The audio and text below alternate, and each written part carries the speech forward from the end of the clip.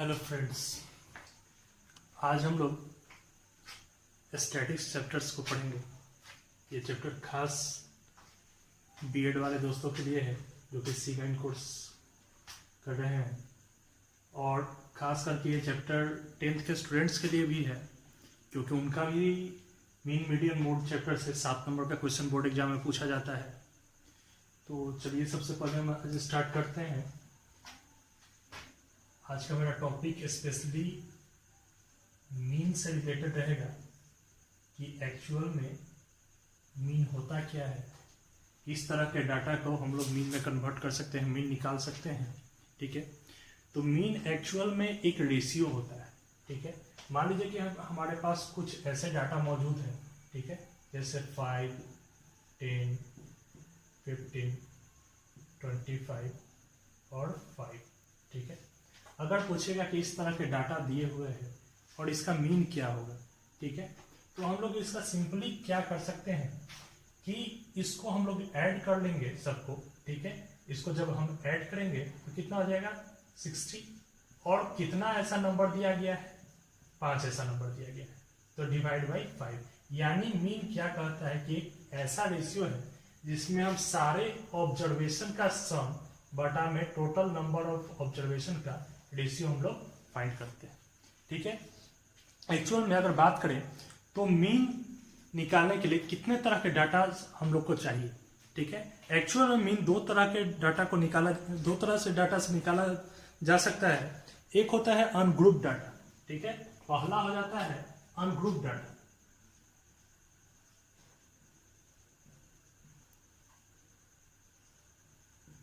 और दूसरा जो होता है वो हो जाता है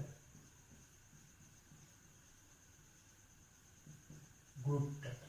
ठीक है, इसका बहुत शॉर्ट मेथड यूज है, लेकिन ग्रुप डाटा को काफी डिटेल में पढ़ना है। अब सबसे पहले बात करते हैं कि अनग्रुप डाटा क्या है। मान लीजिए कि कोई एक आदमी है जो कहीं पे कुछ जॉब कर रहा है या डेली अपना मजदूरी कर रहा है, उसको प्रतिदिन की मजदूरी का अलग अलग हिस्सा मिलता है।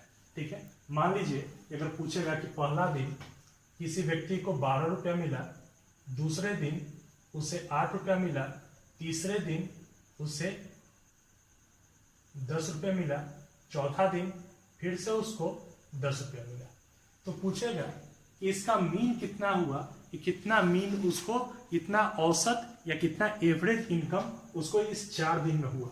तो हम लोग क्या करेंगे, डायरेक्टली इन चारों को ऐड कर देंगे। 12 + 8 + 10 + 10 बाई 4, तो कितना हो जाएगा 40/4, जिसका वैल्यू कितना देगा 10। यानी पहला जो अनग्रुप डाटा का क्वेश्चन है उसको सॉल्व करने का फॉर्मूला क्या होता है, तो mean is equal to sum of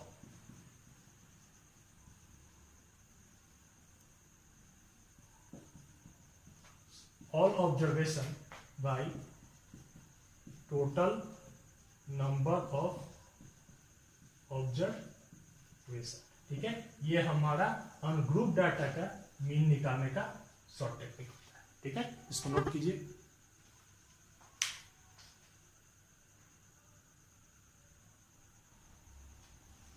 देखिए, अगर ग्रुप डाटा की बात करें तो हमारे पास एक क्वेश्चन है कि following table shows the weight of 40 bags, find the mean weight of the bags. यानी ये एक टेबल है हमारे पास जो 40 बैग का वेट को दर्शा रहा है, इसका मीन वेट निकालना है, प्रत्येक बैग का कितना होगा। ठीक है, तो सबसे पहले आप फर्स्ट मेथड, बिल्कुल बेसिक मेथड से स्टार्ट कीजिएगा सॉल्यूशन करते वक्त। तो 3 कॉलम आपको इस तरह से बनाना है। पहले कॉलम में जो आपको यहाँ पे वेट दर्शा रहा है, ठीक है, इसको लिख लेते हैं और इसको डिनोट करते हैं XI से। जो नंबर ऑफ बैग्स है या किसी भी चीज का जो नंबर दिया होगा उसको हम लोग फ्रीक्वेंसी के रूप में डिनोट कर लेते हैं, और इसको डिनोट कर लेते हैं FI से। थर्ड इसका स्टेप क्या है, FI इंटू XI, यानी वेट इंटू फ्रीक्वेंसी, इन दोनों का जो प्रोडक्ट होगा उसको मल्टीप्लाई करके उनको इसमें लिखना है। तो मल्टीप्लाई करते हैं, 4 5 जा 20, 6 10 जा 60, 9 10 जा 90, 10 7 जा 70, और 15 8 जा 120। सबको ऐड कर लेना है लास्ट में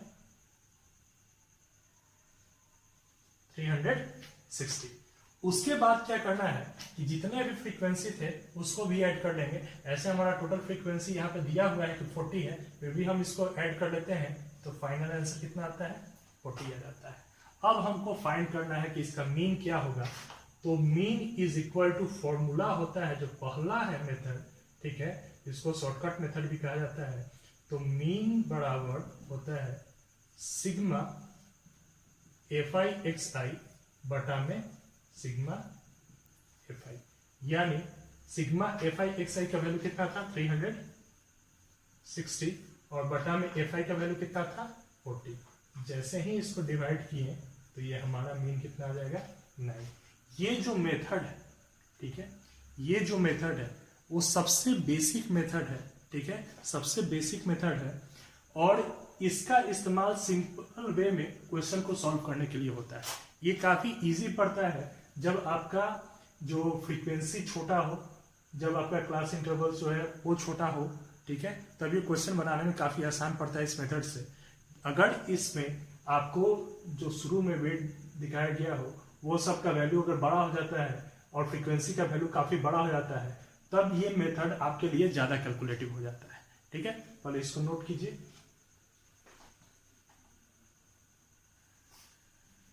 देखिए स्टूडेंट, एक क्वेश्चन है कि if the mean of the following distribution is 6, यानी ये टेबल दिया है, इसका मीन पहले से बता रहा है कि इसका मीन डिस्ट्रीब्यूशन 6 होगा, तो find the value of p, यानी इस p का वैल्यू फाइंड करना है कि p का वैल्यू कितना होगा। सॉल्यूशन के लिए सेम मेथड इस्तेमाल करेंगे। फर्स्ट जो था उसमें हम लोग XI और सेकंड जो था उसमें हम लोग FI फ्रीक्वेंसी को लिख लेते हैं और तब इसको सॉल्व करते हैं। सबसे पहले 2 3 जा 6, 4 2 जा 8, 6 3 जा 18, 10 1 जा 10 और यहाँ मल्टीप्लाई किए तो कितना हो जा रहा है 2p + 10। 2 से p में मल्टीप्लाई किए थे 2p और 2 से 5 में मल्टीप्लाई करेंगे तो 10 हो जाएगा। अब अगर इसको हम लोग टोटल को ऐड कर लेते हैं तो 3 2 5 3 8 1 9 11, ठीक है। इसको अगर ऐड करते हैं हम लोग, ठीक, कितना हो जाएगा 8 से 14, 14 10 24 और 24 8 32 10 42 10 2p + 52। अब हम लोग के लिए पता है कि मीन का फॉर्मूला क्या होता है। तो मीन का डायरेक्ट जो मेथड होता है सिग्मा FI/XI बटा में सिग्मा FI। तो इससे वैल्यू हमको पता है कि मीन का वैल्यू तो पहले से कितना दिया है 6, तो पहले 6 पुट कर लेते हैं। FI/XI का वैल्यू कितना आ गया 2p और + 52 और बटा में FI का वैल्यू कितना आ गया 11।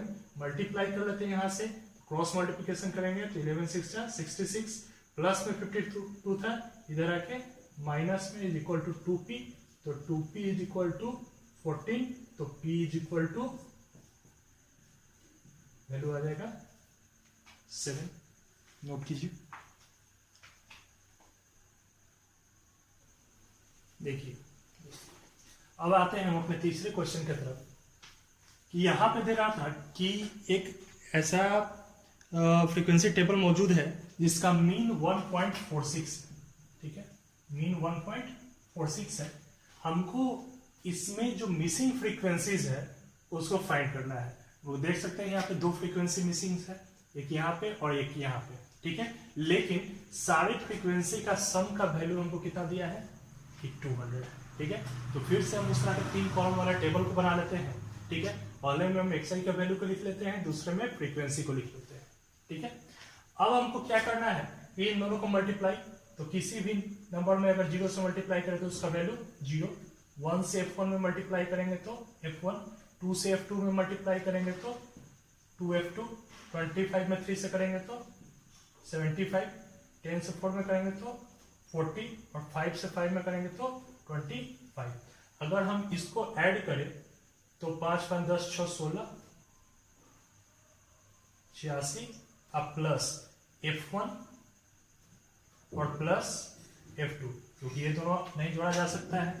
फिर इसमें आते हैं, ठीक है, तो 5 5 10 140 plus F1 plus 2F2।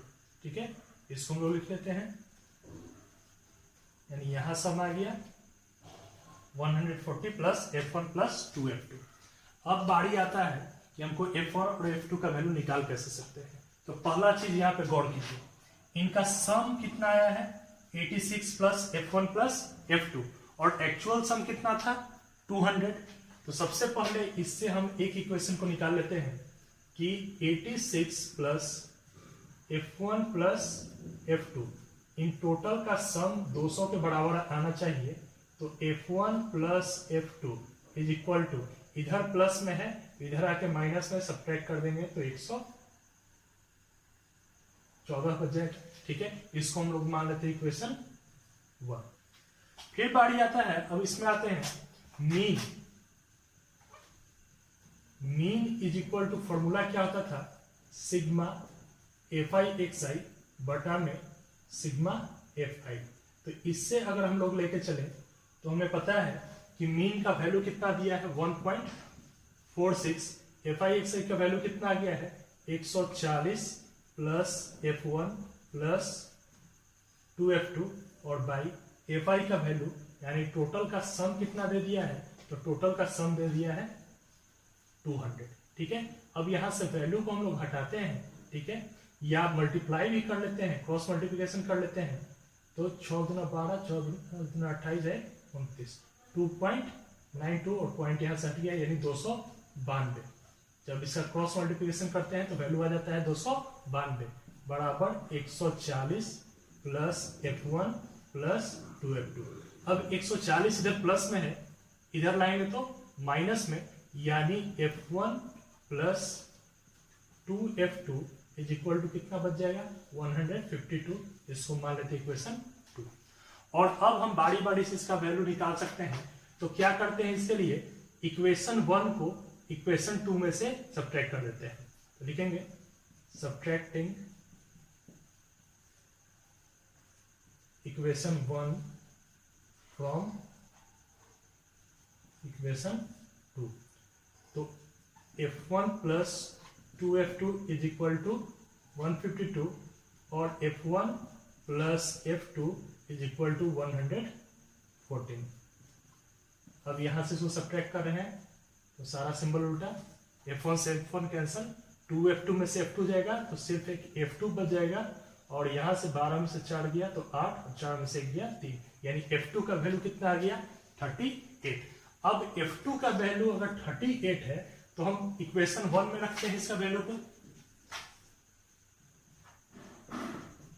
Putting the value of F2 in equation 1। तो F1 प्लस F2 के जगह आ गया वैल्यू 38 इज इक्वल टू 114। तो F1 बराबर 114 माइनस 38 यानी 6 और 10 में से 3, वैल्यू कितना आ जाएगा F1 का 36। आशा करते हैं आपको बात समझ में आई होगी। यह 3 टाइप था।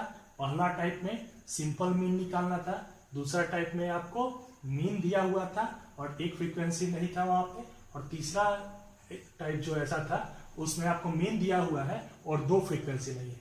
तो ये सिंपल मेथड में 3 टाइप के क्वेश्चन पूछे जाते हैं। आशा करते हैं ये तीनों टाइप का क्वेश्चन आपको समझ में आ गया होगा। ठीक है, तो नोट कीजिए इसको। देखिए दोस्तों, अभी तक जितने भी आपने 3 क्वेश्चन पढ़े ये काफी इजी क्वेश्चन थे, आप लोग को पढ़ने से भी इसमें कोई ज्यादा परेशानी नहीं हो रही होगी। लेकिन अब बात जो आया मीन निकालने का, ठीक है, तो इसका मेन 3 मेथड होता है मीन फाइंड करने का। फर्स्ट होता है डायरेक्ट मेथड, जिसका कुछ क्वेश्चन अभी आप लोगों ने बनाया। दूसरा था एज्यूम्ड मीन मेथड, या कहीं इसको शॉर्टकट मेथड के भी नाम से जाना जाता है, शॉर्टकट मेथड। थर्ड जो है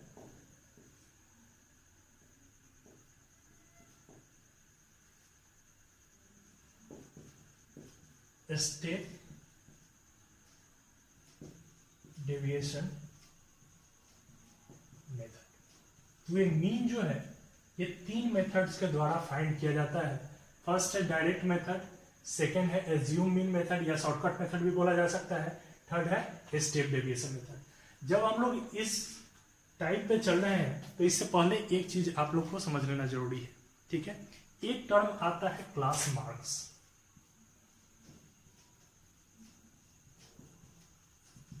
ठीक है। क्लास मार्क्स एक्चुअल में है क्या, क्योंकि अब जितने भी क्वेश्चन चलेंगे तो क्लास इंटरवल पे चलेंगे। अभी तक हम लोग देख रहे थे तो जितना भी xi का वैल्यू था वो सिंगल टर्म में था, या तो 10 या तो 20 या तो 30। लेकिन अब जितने भी क्वेश्चन चलेंगे वो क्लास इंटरवल के रूप में, यानी उसका एक रेंज होगा, जैसे 10 से 20, 20 से 30, 30 से 40, इस तरह से बढ़ते हुए जाएगा। तो क्लास मार्क्स क्या होता है कि इसका एक फॉर्मूला होता है upper class limit plus lower class limit by 2।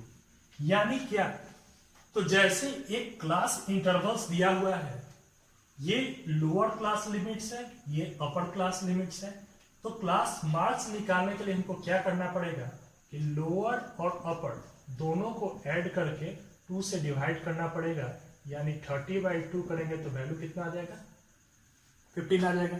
आशा करें आप लोग समझ रहे होंगे इस बात को। यानी अब जितने भी क्वेश्चन आएंगे वहां पे आपको क्लास मार्क्स फाइंड करना होगा, जिसका फॉर्मूला होगा upper class limit plus lower class limit by 2, ठीक है। आप लोग एग्जाम्पल एक देख चुके कि जिस तरह से क्लास इंटरवल यहाँ दिया रहेगा तो छोटी वाली संख्या और बड़ी वाली संख्या दोनों को ऐड कर देंगे, और ऐड करने के बाद हमेशा 2 से डिवाइड करना है, और इसके बाद जो वैल्यू फाइनल आंसर आएगा वो उस क्लास इंटरवल का क्लास मार्क्स होगा, ठीक है। नोट कीजिए इसको। देखिए स्टूडेंट्स, एक क्वेश्चन है, क्लास इंटरवल्स दिया हुआ है, नंबर ऑफ स्टूडेंट्स दिया हुआ है, ठीक है। आपको इसका मीन फाइंड करना है। तो सबसे पहला मेथड जो डायरेक्ट मेथड होता है उससे मीन फाइंड करते हैं। इस मेथड को बनाने के लिए आपको 4 वर्टिकल कॉलम इस तरह से बनाने पड़ेंगे, ठीक है। पहला जो कॉलम होगा वो क्लास इंटरवल का होगा, और क्लास इंटरवल का वैल्यू आप इसमें लिख दीजिएगा। सेकेंड कॉलम जो होगा वो नंबर ऑफ स्टूडेंट्स का होगा, और थर्ड कॉलम क्लास मार्क्स का। क्लास मार्क्स को ही यहाँ xi से डिनोट करेंगे, अब क्लास इंटरवल को हम लोग xi से डिनोट नहीं करेंगे। और जो फोर्थ कॉलम होगा उसमें नंबर ऑफ स्टूडेंट्स और क्लास मार्क्स दोनों का मल्टीप्लाई करके जो प्रोडक्ट आएगा उसको नोट करना है, ठीक है। सबसे पहले हम क्लास मार्क्स निकालते हैं। तो क्लास मार्क्स बराबर फॉर्मूला हम लोग बताए थे कि lower limit plus upper limit by 2, यानी 25 और 10 जोड़ दीजिए, कितना हो गया 35, और 35 का आधा करेंगे 2 से डिवाइड करेंगे 17.5। यहाँ पे इन दोनों को ऐड किए तो 40 और 25 दोनों को ऐड कर देंगे तो हो जाएगा 65, और इसका आधा कर देंगे तो 32.5। फिर इन दोनों को जोड़ दिए तो कितना हो जाएगा 95, तो जिसका आधा कितना होगा 47.5। इन दोनों को जोड़ेंगे तो कितना हो जाएगा 165, जिसका आधा कर देंगे, सॉरी 125 हो जाएगा, जिसका आधा करेंगे तो 62.5। अब इन दोनों को जोड़ देंगे तो 155, जिसका आधा कर देंगे तो 77.5, और इन दोनों को ऐड करेंगे तो 185 और 2 से डिवाइड कर देंगे तो 92.5 हो जाएगा, ठीक है। अब सबसे पहला स्टेप में क्या करना है कि इन दोनों को मल्टीप्लाई करना है। तो मल्टीप्लाई करते हैं, 5 2 10, यहाँ 35, यहाँ 97.5, यहाँ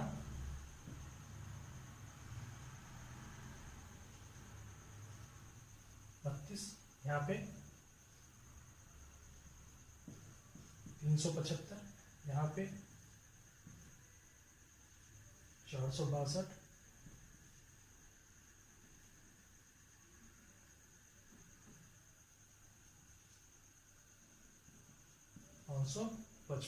ठीक है। अब सबको हम लोग ऐड कर लेते हैं। सबसे पहले हम fi का वैल्यू जोड़ लेते हैं यहाँ पे।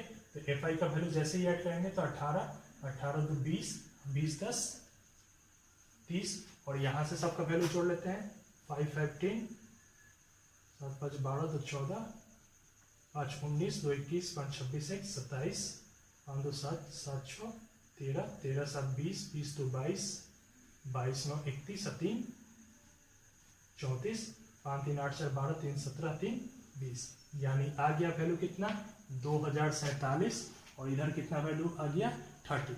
अब इसका मीन हम लोगों को फाइंड करना है, तो हम लोग क्या लिखेंगे कि mean is equal to sigma fi xi बटा में सिग्मा fi, जो कि डायरेक्ट मेथड होता था। इसका वैल्यू कितना आ गया 47 और बाई 30।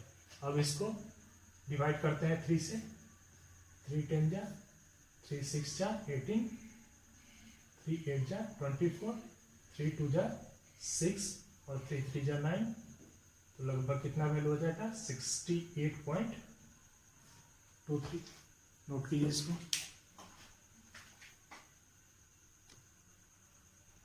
देखिए स्टूडेंट, एक छोटा सा मिस्टेक हुआ है यहाँ पे कैलकुलेशन में, यहाँ 465 हो जाएगा, यानी अगर अब टोटल को ऐड करें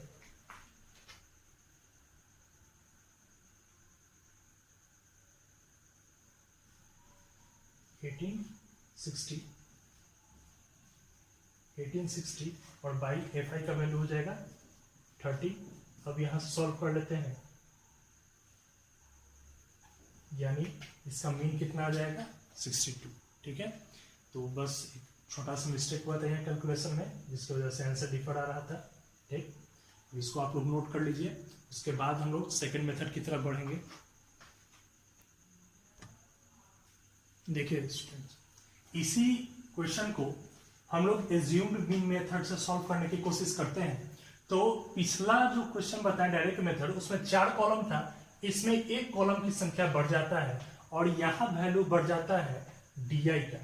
ठीक है, यहाँ वैल्यू बढ़ जाता है डी आई का, यानी अब आपको करना क्या है कि डी आई का वैल्यू निकालना है। और डी आई के टर्म में एक और टर्म ध्यान से देखिएगा, तो आपका आ रहा है एक्स आई माइनस ए। ये ए क्या है? ठीक है, काफी सारा कंफ्यूजन होता है कि ए को हम कैसे किसको मान सकते हैं। तो आपको ए मानना बहुत ही आसान है। आप क्या कीजिएगा, क्लास मार्क्स की तरफ आइएगा। ठीक है, टोटल काउंटिंग कीजिएगा कितने क्लास मार्क्स हमारे पास अवेलेबल है। 1 2 3 4 5 6 क्लास मार्क्स हमारे पास अवेलेबल थे। अगर बाय द वे ये 7 होते तो आप क्या करते कि 3 ऊपर से छोड़ देते, 3 नीचे से छोड़ देते और ठीक बीच वाला को ए मान सकते थे। लेकिन चूंकि यहाँ इवन नंबर है, इसलिए हम क्या कर सकते हैं, तो 2 ऊपर वाले को छोड़ देते हैं और 2 नीचे वाले को छोड़ देते हैं। बीच में ये 2 जो दिए हुए हैं उनमें से किसी को भी हम ए मान सकते हैं। मेरा आंसर आ जाएगा। हम ऊपर वाले को ये मानते हैं, यानी इसको हम लोग ए मान के चलते हैं। ठीक है, तो सबसे पहले था एक्स आई माइनस ए, यानी 17.5 और माइनस ए का वैल्यू था 47.5। इसको सब्ट्रैक्ट कर देंगे तो माइनस 30 वैल्यू आ जाएगा। यहां से 32.5 माइनस 47.5 कर देंगे तो वैल्यू कितना आ जाएगा, माइनस 15। अब 47.5 में से 47.5 घटा देंगे तो वैल्यू कितना, 0। 62.5 में से 47.5 घटा देंगे तो वैल्यू प्लस में 15। 77.5 में से 47.5 घटा देंगे तो 30 और 92.5 में से 47.5 घटा देंगे तो वैल्यू कितना आ जाएगा, 45 आ जाएगा। अब लास्ट टर्म आ गया एफ आई डी आई का वैल्यू निकालने के लिए। ठीक है, यानी एफ आई का वैल्यू तो यहाँ था 2 और डी आई का वैल्यू था माइनस 30, तो यहाँ कितना हो जाएगा, माइनस 60। यहाँ माइनस 15 और यहाँ 3, तो माइनस 45। 0 में 7 से मल्टीप्लाई करेंगे तो 0, 15 में 6 से मल्टीप्लाई करेंगे तो 90, 30 में 6 से गुना करेंगे तो 180 और 45 में 6 से करेंगे तो 270। ठीक है, अब इसको हम लोग टोटल को कैलकुलेट कर लेते हैं, तो हमारा वैल्यू आ जाता है इधर 435 और इधर तो वैल्यू हमारा कितना है 30 है। अब सबसे पहले हम लोग इसका मीन निकालते हैं। तो mean is equal to A plus sigma F I D I बटा में सिग्मा एफ आई। तो ए का वैल्यू हमारे पास पता है कि कितना है 47.5। तो यहां लिख लेते हैं 47.5 और प्लस एफ आई डी आई का वैल्यू आ गया 435 और बटा में यहाँ पे एफ आई का वैल्यू आ गया 30। ठीक है, यहां से 3 से काटते हैं 10 बार में और 3 से 14 तिया 42 और 3 5 15, एक जीरो बचा हुआ है यानी एक हम छोटे पॉइंट दे सकते हैं। तो 47.5 प्लस 14.5 जैसे ही इसको ऐड करते हैं आंसर मेरा 62 आ जाता है। तो हम डायरेक्ट मेथड से भी निकाले, उसमें भी आंसर कितना आया 62, और हम एज्यूम मीन मेथड से भी निकाले, उसमें भी आंसर आया 62। यानी आंसर में किसी भी मेथड से मीन निकालिए, आंसर में कोई डिफरेंस आपका नहीं पाया जाता है। ठीक है, नोट कीजिए इसको। देखिए स्टूडेंट्स, अब थर्ड मेथड में हम लोग जाते हैं जो कि हमारा है स्टेप डेविएशन। तो इसमें एक कॉलम आपका और बढ़ता है ui का।